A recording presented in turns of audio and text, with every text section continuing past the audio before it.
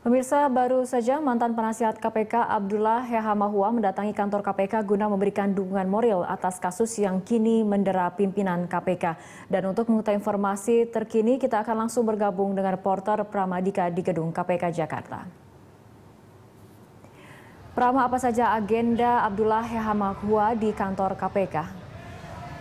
Ya, Rara, memang pada sore tadi baru saja mantan penasehat dan juga Komite Etik KPK Abdullah Yahamahua mendatangi gedung KPK. Ia mengatakan bahwa kedatangannya saat ini adalah untuk memberikan dukungan moral kepada Komisi Pemberantasan Korupsi, di mana menurutnya memang ini bukan pertama kalinya KPK dilemahkan dengan cara kriminalisasi dan juga kasus-kasus hukum. Ia mengatakan bahwa pada tahap setelah pengunduran Bambang Wijoyanto mengajukan pengunduran dirinya kepada pimpinan KPK, ia mengatakan bahwa sekarang saatnya ketegasan dari Presiden Joko Widodo untuk memutuskan apakah ia merasa yakin bahwa kasus ini adalah kasus rekayasa atau ia justru merasa yakin bahwa memang Bambang Wijoyanto bersalah. Jika memang ia merasa yakin bahwa Bambang Wijoyanto bersalah, maka seharusnya Joko Widodo menurut Abdullah harus segera mengeluarkan surat keputusan Presiden pemberhentian sementara Bambang Wijoyanto. Namun sebaliknya,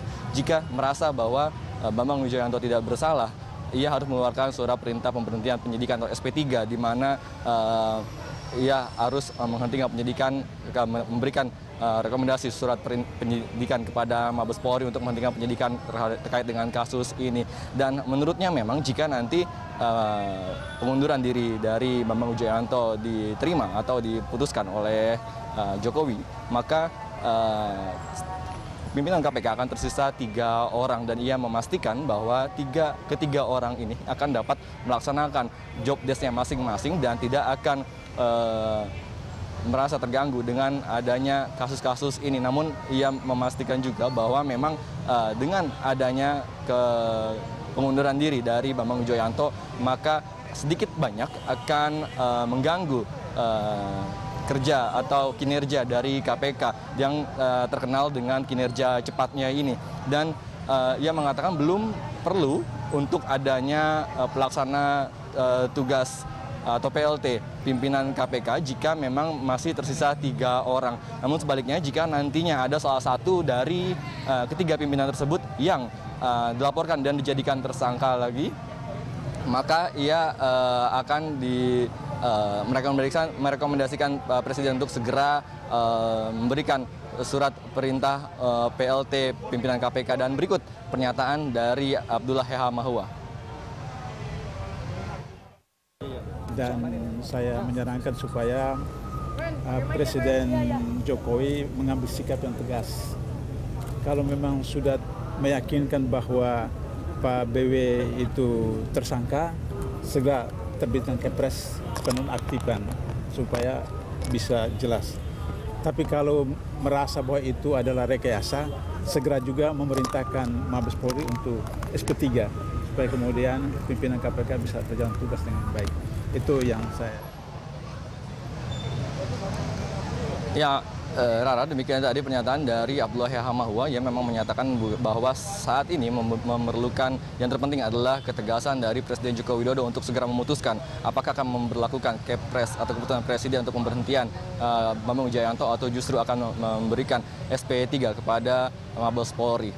Rara. Ya, Prama, itu tadi memang Abdullah Yahamahua kemudian datang ke KPK untuk memberikan dukungan moral bagi kasus yang sedang menimpa pimpinan KPK. Tapi bagaimana kemudian dengan kasus penyidikan Komjen Pol Budi Gunawan yang ada di KPK? Bagaimana perkembangannya sampai saat ini?